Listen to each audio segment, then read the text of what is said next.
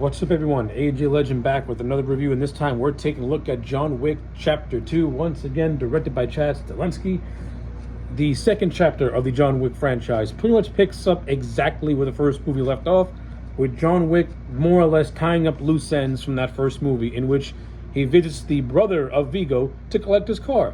Now, and once he collects his car, he officially goes back to his retirement. Of course, his retirement's interrupted when a ghost from his past, a man by the name of Santino, pretty much tells John that he needs him for a job. At first, John does not want to go through with this. However, Santino has what's known as a blood marker, in which John, bound by a blood oath, has to honor this sacred blood oath and finish the task he has to do any favor that Santino asks of him. Of course, the whole reasoning behind this blood oath is that it was actually Santino who helped John accomplish his impossible task that led to his retirement prior to the events of the first movie. So once John accomplishes his task and more or less, well, he doesn't really kill Santino's sister, because the whole reason why Santino wants his sister killed is because he wants her seat at the high table. So one of the things I do love about John Wick Chapter 2 is that we get more of the world building in this movie. We are introduced to the concept of the high table, which is like the 12 figures of this criminal underworld who pretty much pull all the strings. Santino wants to have a seat at this high table, but in order to do so, he has to kill his sister, who was given this seat by their father. Now, once the sister pretty much commits suicide in a bathtub, John more or less is pinned for the murder, even though he didn't kill Santino's sister, but since he was in the same room as her, and he did put a bullet in her dead corpse anyway, just so that he can say, hey, listen, I did what I needed to do. I shot her in the head. She's dead. Of course, this leads to a whole chain of events that pretty much puts John, that pretty much has Santino throwing everything in his arsenal at John, putting bounties on his head. He has to deal with this character known as Cassian, played by Common, who is a very close associate to Santino's sister, who wants to get revenge for her death. So pretty much the entire first half of the movie leads up to John fulfilling the blood oath. And then the second half is basically Santino throwing everything in his arsenal against John, while all the while John has to handle the character of Cassian, who just wants to get plain and simple revenge for John killing his ward. So yeah, that's pretty much the overall. Those are just the big beats that take place in John Wick 2. Now, how do I overall feel about this movie as a whole? I love John Wick 2. I think John Wick 2, out of the 4 John Wick movies, the second one is still my favorite one.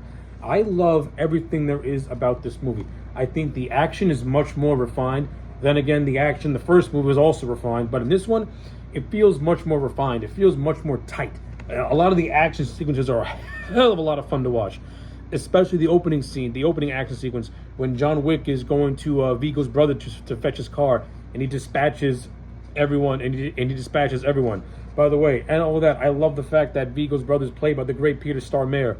And I like how we get a nice little recanting of who John Wick is from his point of view. And I like how, unlike Vigo, his brother, like Peter Stormare's character, he actually makes peace with John when John wants to have peace. After John pretty much wiped out his whole arsenal, the guy doesn't really have much of a choice but to make peace with John Wick. So I like that stuff. I think the opening 10 minutes of the movie is great. And then everything that comes after it, it just builds on top. It just builds and builds and builds and builds and builds. And I think the ending to John Wick 2 is more than just satisfying, because it sets up John Wick 3, which is another fantastic movie. But before we get to the ending, let's talk about the rest of this movie. So, as I mentioned, Peter Stormare plays Vigo's brother. I like his little cameo in this movie. I like the scene he and John Wick have, where they more or less make peace with each other. Like Vigo's brother is going to stop revenge, is going to pretty much relinquish his revenge against John Wick and just let bygones be bygones, more or less. And it's after this happens where Santino comes into the picture. Now, the actor who played Santino, I thought he was actually really good. Now I like Vigo as now my all-time favorite John Wick villain is Vigo. I think Vigo is a very underrated villain just in cinema in general because I think there's a lot of dimensions to the character of Vigo. Santino to me, he's more or less very one-dimensional, and he doesn't really come across as somebody who you want to have a lot of sympathy towards. But you know what? For the context of this movie, it works. Like Santino as a villain works for this movie. He's just a snobby, stuck-up dude who just wants what he wants. And he thinks that he's being, and he thinks that what he's doing, hey, it's business, it's cool, right? It's cool, but it's not. John's gonna take it personal, and John does take it personal. I think the performance of Santino all around was a lot of fun. I thought the actor did a very good job playing the role of Santino. I like him as a villain. I don't think he's as good as Vigo, but for this movie, I like it. John Wick needs an obstacle to overcome, and Santino is a very good obstacle to overcome because this is somebody who has more power than Vigo when you actually compare the two. So he's throwing everything he possibly can at John Wick, which leads to a very entertaining montage scene where John Wick takes on like a bunch of different assassins and he kills them in a variety of ways. He takes on an assassin disguised as a violinist and he basically breaks her neck. He takes on this fat Chinese dude and John Wick is throwing everything he can at this guy, including trying to shoot him, and it just doesn't work until he finally shoots him in the head. So that scene was a lot of fun. And you also have a scene where John Wick is in this bar taking on these two assassins, and we finally get the scene where he kills people with a pencil. The man kills these two with a pencil, and it was great to see. So the whole pencil thing that was set up by Vigo and was also reiterated again by Peter Stormare was paid off nicely. It was paid off nicely in this little montage scene. So I got zero complaints over that. Now that we have the Santino stuff out of the way, we also have the stuff that's I think is actually the best part of the movie, and that is the stuff with Cassian played by Common. I actually thought that the character of Cassian is actually pretty cool, and I like how his fate is left very ambiguous. And it leaves it open for him to potentially come back. Now, after watching 3 and 4, he doesn't return. But that's not to say he can't come back if a John Wick 5 eventually does get made. I'm up 2 miles of a John Wick 5, and when I get to John Wick 4, I'll explain my pros and cons about a Wick 5. But I'll save that for when I get to it. But just in the context of this movie, I thought Common will never go down as the world's greatest actor, but he's like Keanu Reeves. When you play to his strengths and you do the less is more approach, you get the most out of him and you maximize what he can do. And to me, the less dialogue that people like Keanu Reeves and Common have, the more you play to the strengths, which is stick to them doing choreographed, to do very fun and very well intricate choreographed action sequences. And Common and John Wick have a great first fight after after the death of Santino's sister. They have this great scene where they're falling down a flight of stairs. Now it's played for laugh, this scene's actually played for laughs in a black humor type of way, but not in a way where it's making fun of the situation. Like I said, the John Wick movies have a dark sense of humor to them when you actually watch them. And that's reiterated again in this movie, especially in the fight scene with Common. So I got zero complaints with that. And I like how the fight spills over into the Rome version of the Continental. Now, I'm going to talk about the whole setting of Rome very, very soon because I love that entire aspect of this movie, and that further enhances the world building that I just love about the John Wick franchise. So after that first fight that John Wick has with Cassian, they have a rematch, so to speak, later on in the movie, where they're shooting, where they're taking turns shooting each other with silencers. And there's this great scene where they're walking a train station and they're just doing this, while everyone amongst them is oblivious to what's happening. I love it. It's great. And of course, you get the big fight, and they get the last fight that they have in the train where John Wick stabs Common. Now, the way John Wick stabbed him is like he did it in a way where if the character of Cassian does not get to a hospital in time, he could die. But it's also done in a way where it does leave it open for him to have a potential return somewhere down the line. And I really do hope they do bring back the character of Cassian, because I think there's a lot that you can do with this character. Now, how this character is going to work with John Wick now being... now, how can this character work in future installments? I don't know. It all depends on if they decide to bring him back. but the door is open for him to come back. And I think that John Wick and the character of Cassian, they had a nice payoff at the train station, and they have a nice callback to the whole thing of a professional courtesy. Like when the two crashed into the Continental, they were told by the character of Julius, played by the great Franco Nero, to get a drink at the bar. And as a professional courtesy, Carmen paid for the round of drinks. So as a nice callback, John Wick tells Cassian, if you get to a hospital in time, you could potentially be saved. Consider that as a professional courtesy. I like that. It has a nice level of, it has like a nice understated respect between the two. So I like all this stuff. I think it's good. The other fight scenes in this movie that I really enjoy. There is this silent assassin played by Ruby Rose who has some interactions with John Wick, and they have a decent fight scene and sort of an art gallery and a hall of mirrors. I enjoyed it. I liked it. I thought it was actually pretty well done. Got no complaints with that. I like the whole chase thing and the eventual lead up to the Bowery King, played by Lawrence Fishburne. It was great to see Lawrence Fishburne and Keanu Reeves share screen time together, because the two of them have not made a movie since Matrix Revolutions, I believe. So it was nice to see them act off each other again, because I always thought Lawrence Fishburne and Keanu Reeves have great chemistry. And I like the whole character of the Bowery King, and Lawrence Fishburne gives him a lot of charisma. He gives him a lot of presence. I like the personality that he gives the Bowery King. It's great stuff.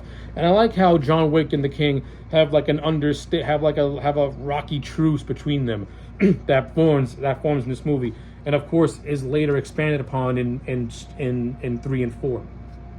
So I like all this stuff. I thought that stuff was well handled. Now, of course, all this leads to Santino taking refuge in the Continental of New York, which is hosted by Winston. Another aspect I love about this movie is the character of Winston gets a little bit more to do in this movie. Especially he gets to interact with more characters. The relationship between him and John is further expanded upon, and it's very prevalent at the end of the movie, which I'll get to momentarily.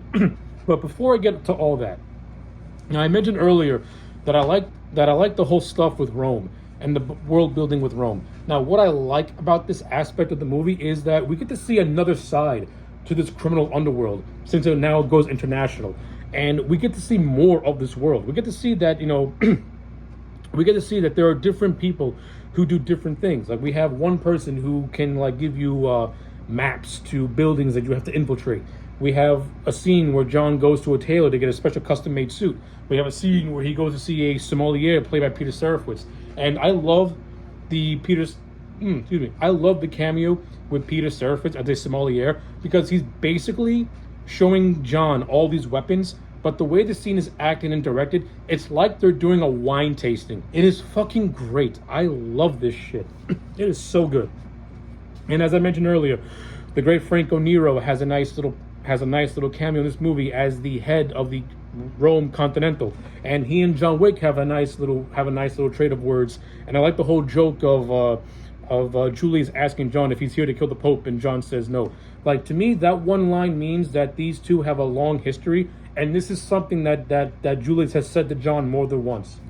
So I like that. I like how we get bits and pieces into John's history with a lot of these characters. It works for me. And I love how every single character knows John, and they all have a respect for John, and in return, John has that same respect to them back.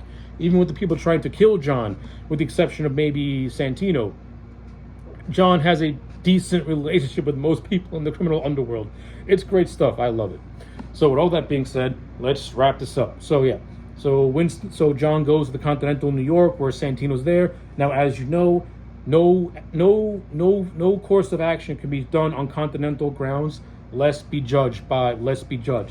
John breaks the rules and he kills Santino on Continental grounds. This forces Winston to label John excommunicado, and pretty much is forced to put a bounty on John's head. But since Winston has a lot of respect for John, he pretty much, he gives John a 1 hour head start. He gives him a marker in the event that John might need it in the end. And then John is on his way. And this is what leads to the third movie, in which pretty much John goes on a one-man war against everyone who wants to see him dead. So yeah. Whew, that was a lot to unload, but what can I say? I love John Wick Chapter 2. I think this is a perfect movie and a nice second chapter to this franchise. It does a great job at expanding the world. It also does a really good job at just at just strengthening these characters and developing these relationships, and also setting up other characters who are to play a bigger role in these subsequent movies to come when you look at it from a bigger picture. But as a standalone movie, not knowing about 3 and 4, I have very little bad to say about John Wick Chapter 2. I have no complaints about John Wick Chapter 2. I love this movie, which is why to me John Wick Chapter 2 gets a solid 10 out of 10. I love this movie. So yeah, those are my thoughts on John Wick Chapter 2. Let me know your thoughts in the comment sections down below. Like this video and subscribe. And I like the fact that Lance Reddick once again makes his return as Sharon, and this time he watches John's new dog. And thank God they didn't kill off this dog. But I do like how the movie kind of teased it at first, but no, they gave John Wick a break. So yeah, like the video and subscribe, and I'll check it back next time for more.